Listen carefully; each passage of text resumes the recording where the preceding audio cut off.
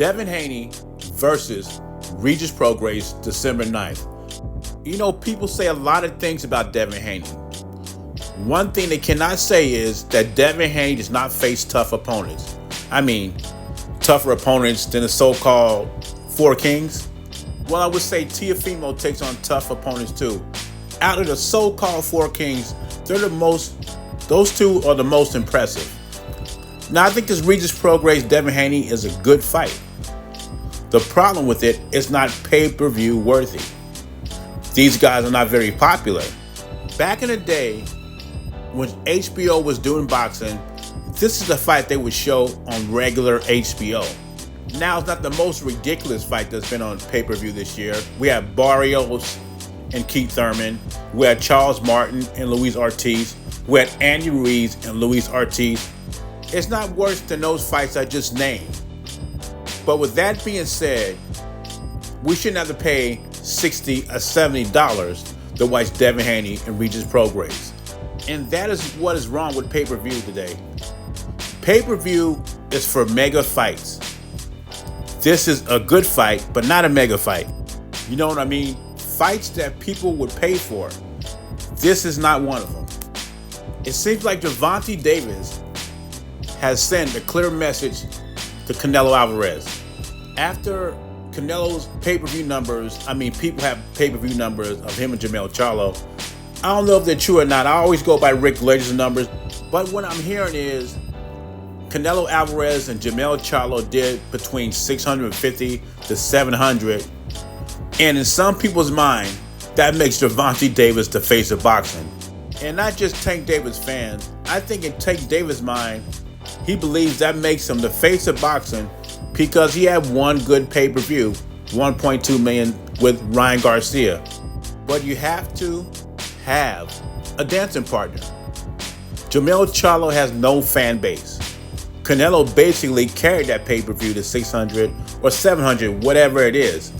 Gervonta Davis had a dancing partner in Ryan Garcia. Ryan Garcia has millions of social media followers. So it was a match made in heaven. Before the Ryan Garcia fight, what was Gervonta Davis' numbers? They were pretty low, right? We'll see what he does in the next pay-per-view. One good pay-per-view does not make you the face of boxing. Canelo's been doing this for years. Canelo is still the face of boxing. You know why he's the face of boxing?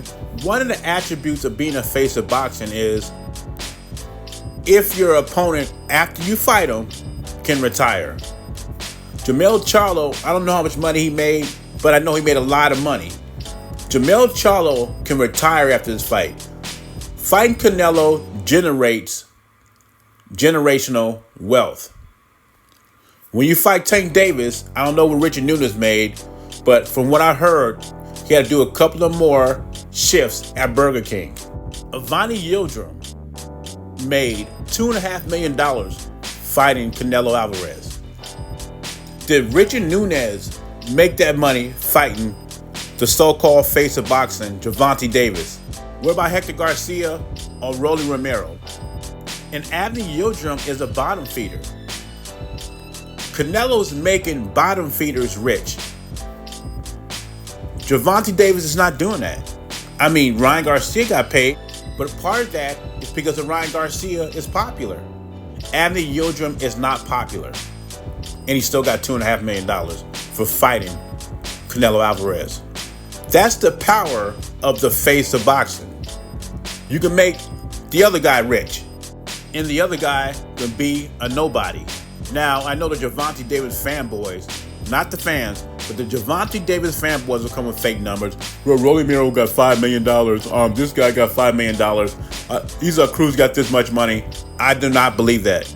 If they were generating numbers like that, they would still be with Showtime. Showtime is not renewing their contract because the PBC makes too much money. They don't do that. I've never seen a business turn away a product that's making them money.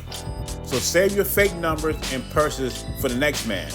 Anyway, leave your thoughts and comments below. What do you think about Gervonta Davis saying he's the face of boxing over Canelo again? Jay Beezy, I'm gone.